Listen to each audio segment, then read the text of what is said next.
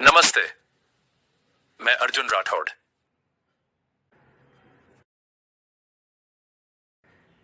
और ये डॉक्टर आशुतोष। क्या काम है मुझसे? हम पहले कभी मिले नहीं हैं, लेकिन आपके पापा मुझे जानते थे। मैं आपके पिताजी से बहुत बार मिलने आता था। आप डिटेक्टिव अर्जुन है क्या? हाँ, मैं वही हूं। माफ करना, उनके जाने की खबर मुझे नहीं थी, वरना उसी वक्त आ जाता। नहीं नहीं, ठीक है। मैं आपके बारे में जानती हूँ। पापा ने बताया था आपके बारे में। और यहाँ क्या क्या चोरी हुआ है? एक तलवार, ढाल और एक रानी का हार। तुम्हारे पास इन सब चीजों का कोई रिकॉर्ड या लिस्ट होगी क्या? हाँ, है ना। वो मैं वही दिखा रही थी पुलिस को। ये रही फाइल। इसकी एक कॉपी पुलिस ले गई।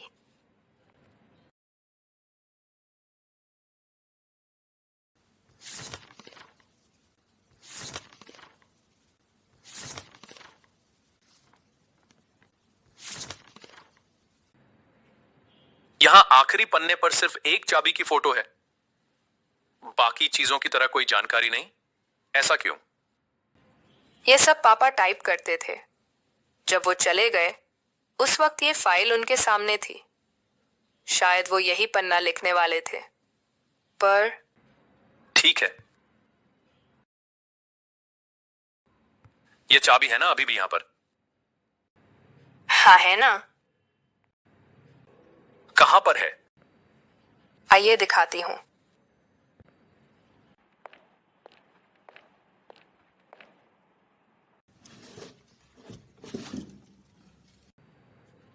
चाबी कहाँ गई? नेत्रा, वो चाबी रखी कैसे थी? एक लकड़ी के बक्से में रखी थी और ऊपर से कांच थी। वो भी चोरी हो गया है। पुलिस को बता देना। नेत्रा, जब तुम आज यहां आई तो सबसे पहले क्या देखा? जब दरवाजा खोलकर थोड़ा अंदर आई तो बाएं ओर की खिड़की टूटी हुई दिखी। उस और म्यूजियम का सारा फेंकने का सामान रखा जाता है। सिर्फ खिड़की टूटी हुई दिखी तो शक नहीं हुआ। लगा कि कुछ तो सामान लग गया होगा कांच को।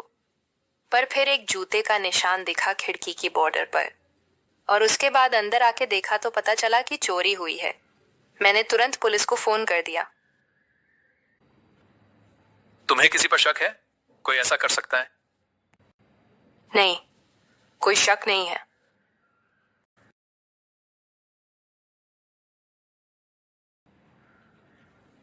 क्या हुआ? क्या सोच रहा है? उस चाबी के बारे में। वो गलती से चली गई होगी उन चोरों के साथ। ऐसा भी तो हो सकता है कि चोरी चाबी की ही करनी हो और ये सब उसके साथ चुराया हो, ताकि लगे चुराना तो यही सब था। चाबी गलती से आ गई। रहने दे अभी ये सब। सुबह एक लड़की आई थी, याद है ना? सोने के सिक्के लेकर। हाँ हाँ, वह अनुजा, याद है। वो सिक्के कहां रखे हैं आपने? अलमारी में रखे हैं। ठीक है, एक काम करते हैं, मैं अनुजा के घर वो खत लेकर जाता हूं। तब तक आप इन सिक्कों को देख लो। निकलता हूं।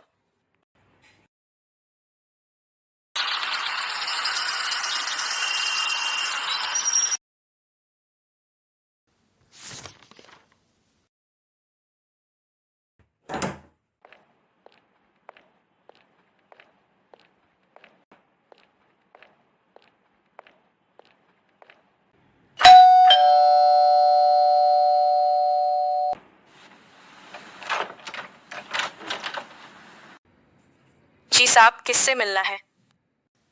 अनुजा जी से मिलना है। कहिएगा अर्जुन राठौड़ आए हैं। जी, अंदर आइए।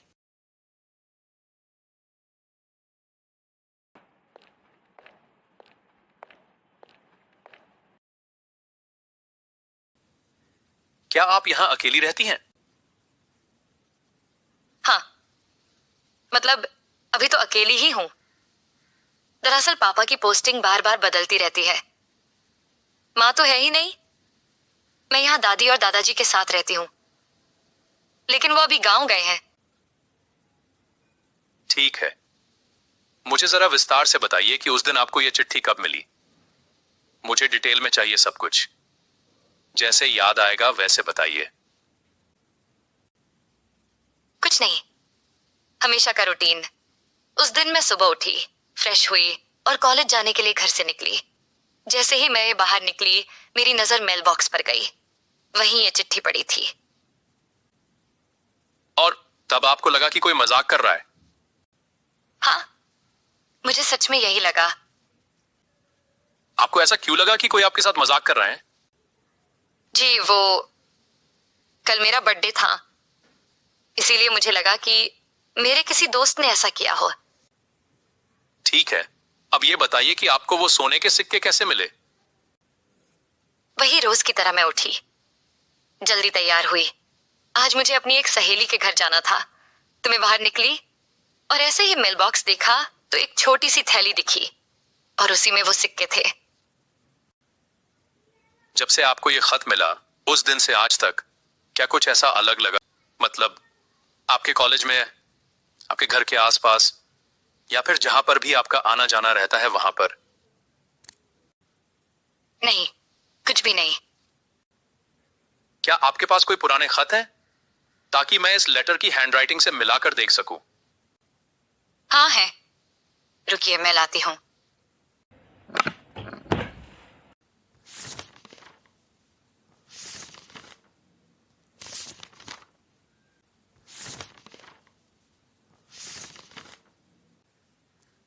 ये देखिए, ये वही लिखावट है। और ये नाम सूर्यकांत। क्या हुआ, आप ऐसे क्यों चौंक उठे? अरे आज सुबह हमने जिस म्यूजियम के बारे में सुना ना, ये उसके मालिक थे। तभी मैं सोचूं हैंडराइटिंग जानी पहचाने सी क्यों लग रही हैं। आप इन्हें जानती थी क्या? नहीं, मैं नहीं, लेकिन हो सकता है मेरे दादाजी जानते हो। ज्यादातर खत उन्हीं के नाम आते थे। आपके दादाजी का नाम रघुनाथ है क्या? जी। एक मिनट, लेकिन ये कैसे हो सकता है? 4 महीने पहले ही सूर्यकांत चाचा गुजर गए। फिर ये जो खत आपको 1 हफ्ते पहले मिला है, इस पर उनकी हैंडराइटिंग कैसे? रुकिए जरा, पहले आपके दादाजी को जो खत भेजा है उसे पढ़ते हैं।